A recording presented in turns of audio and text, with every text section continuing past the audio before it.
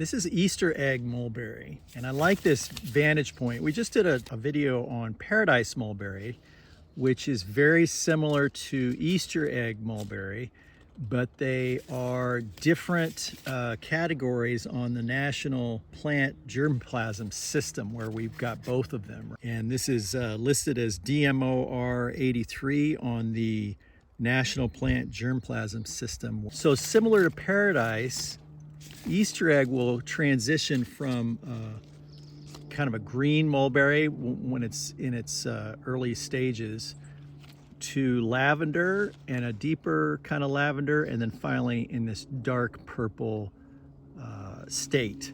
It's edible from the point it starts turning lavender, and the longer you let it stay on the tree, the more ripe it will get. And I'm going to take a taste. I'm going to go ahead and come back here and grab this one where it's very plump, soft, and we're going to see what it tastes like. And that's got a great flavor to it. It's very sweet.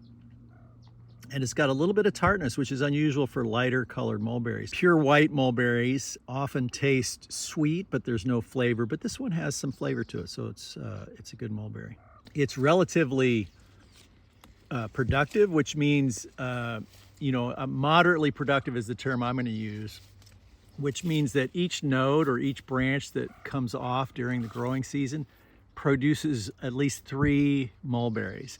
There's some mulberry trees that are shy, that you'll only get a mulberry for every 2 or 3 branches. And there's other mulberries that are incredibly dense, where you'll get like 6 or 7 mulberries per emerging node, or at this point in the season, it's a branch. So this one is moderately productive, and you can see up there, it's quite pretty. You can see how it got its name of Easter egg, because it's got these multiple colors as it ripens.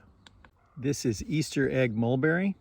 Very pretty colors, ranges from white to, when it's ripe, it'll be like a light pink or a lavender like this. It's moderately productive. Good mulberry.